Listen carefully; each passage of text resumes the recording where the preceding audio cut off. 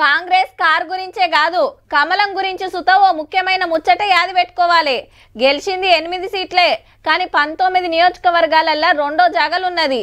24 సీట్లల్లో 50,000కెళ్ళి 1,00,000 ఓట్లు పడ్డాయి. 75 నియోజకవర్గాలల్లో 20,000 మంది బీజేపీకే ఓటేసిండ్రు. మొత్తంగా చూస్తే 5 ఏళ్ల కిందటికి ఇప్పటికి ఓట్ల శాతం 100కు పెరిగినట్టు. ఈ లెక్కన తెలంగాణలో సుత పువ్వు గుర్తుకు పతార పెరుగుతున్నట్టే. అబ్బా అని ఈడికే మురిచిపోతే కాదు కదా. అగో గందుకే ఎలక్షన్ల తర్వాత ఫస్ట్ టైం ఢిల్లీకి వెళ్ళి హైదరాబాద్కి వచ్చిండు పెద్ద లీడర్. ఢిల్లీకి వెళ్ళి అమిత్ షా సార్ వచ్చి ఏం చెప్పినట్టే గ్రూపులు బంద్ చేయాలి, చాడీ లాపాలి, అందరు ఒకటి కావాలి, పార్లమెంట్ ఎలక్షన్ లో పతారా చూపియాలి.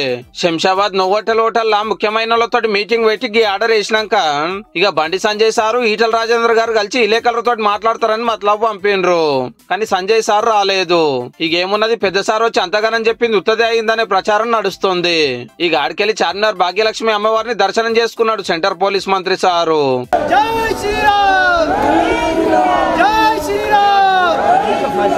సీదా కొంగరకాలంలో శ్లోక కన్వెన్షన్ సెంటర్ లో పెట్టిన మీటింగ్ కు వచ్చిండు.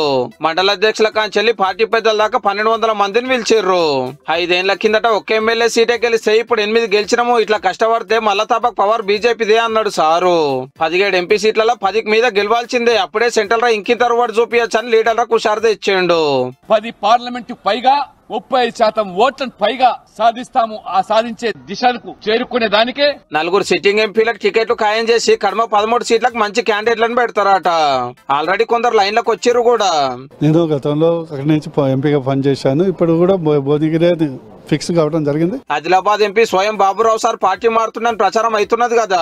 ఈ స్వయం బాబురావు కాంగ్రెస్ పార్టీలో పోతున్నాడు అని ప్రచారం చేయడం అనేది సరైన పద్ధతి కాదు. పెద్దసారి ఢిల్లీకి వెళ్ళి వచ్చి ఇంతగానని చెప్పిపోయిండు. చూడాలి మరి కమలం లీడర్లు ఎంతవరకు కలిసి ఉంటారో.